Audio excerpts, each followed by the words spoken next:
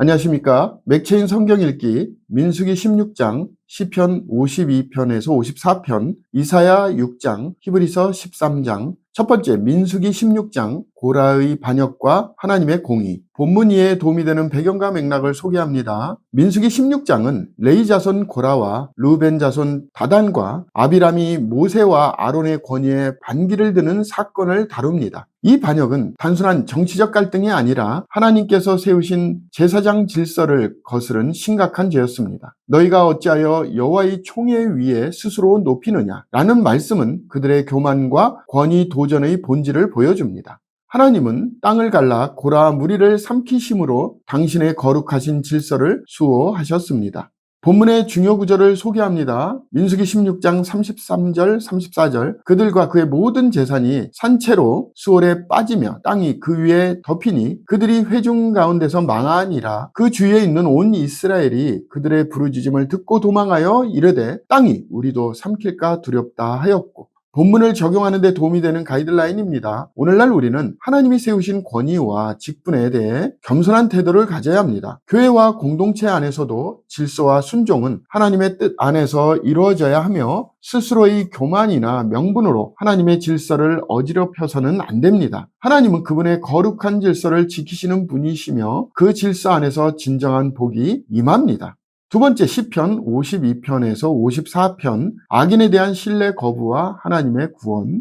본문 이해에 도움이 되는 배경과 맥락을 소개합니다. 이 세 편의 시는 다윗이 도액의 고자질과 사울의 추격 중 경험한 고난 속에서 하나님께 호소한 기도입니다. 시편 52편은 하나님은 영원히 인자하심이로다 라고 선포하며 악인의 허망함을 고발하고, 시편 53편은 어리석은 자는 그 마음에 이르기를 하나님이 없다 하도다 라며 무신론적 삶의 부패함을 탄식합니다. 시편 54편은 주의 이름으로 나를 구원하시고 라는 간청으로 시작되어 하나님의 이름과 능력 안에서 구원을 기대하는 다윗의 신뢰를 보여줍니다. 본문의 중요 구절을 소개합니다. 시편 54편 4절. 하나님은 나를 돕는 이시며 주께서는 내 생명을 붙들어 주시는 이신이이다. 본문을 적용하는 데 도움이 되는 가이드라인입니다. 오늘날 우리는 세상의 부정과 불의 앞에서도 하나님만을 신뢰해야 합니다. 악한 자들의 괴계는 잠시일 뿐이며 오직 주님만이 끝까지 우리의 생명을 붙드시고 의롭게 하십니다. 하나님께 대한 신뢰는 외적 상황을 초월하여 내적 평안과 담대함을 줍니다. 세 번째, 이사야 6장, 하나님의 영광과 선지자의 소명.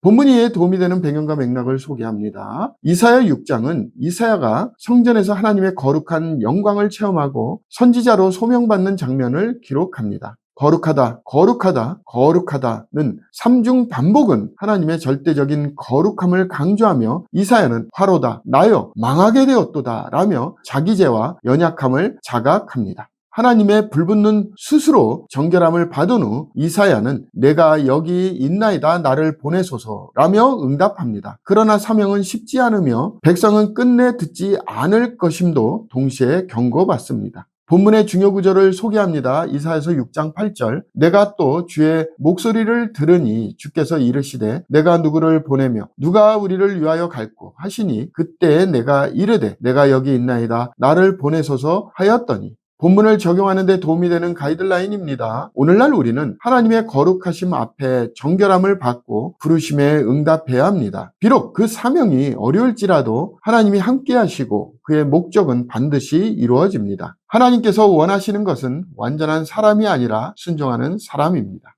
오늘의 마지막 본문 히브리서 13장 성도의 삶과 영적 지도자에 대한 권면. 본문 이해에 도움이 되는 배경과 맥락을 소개합니다. 히브리서의 마지막 장은 실제적이고 구체적인 권면들로 구성되어 있습니다. 형제사랑과 손대접, 결혼의 거룩함, 돈을 사랑하지 말 것, 지도자들의 삶을 기억하고 그 믿음을 본받으라는 교훈이 이어집니다. 특히 예수 그리스도는 어제나 오늘이나 영원토록 동일하시니라는 선언은 교리와 삶의 변화없는 기준이 되며 우리에게는 제단이 있는데 라는 말씀은 그리스도의 속죄 제사를 통해 믿는 자들이 참된 예배에 참여함을 의미합니다.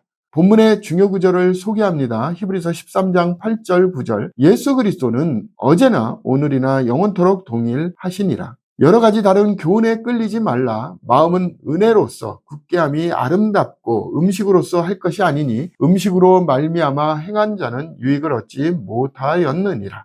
본문을 적용하는 데 도움이 되는 가이드라인입니다. 오늘날 우리는 불확실한 시대 가운데에서도 변함없는 주님을 바라보며 살 수 있습니다. 예수 그리스도는 변하지 않으시며 그의 말씀과 약속은 항상 신실합니다. 공동체 안에서는 사랑과 섬김, 권위에 대한 순종, 그리고 그리스도를 중심으로 한 예배와 삶의 균형이 중요합니다. 감사합니다.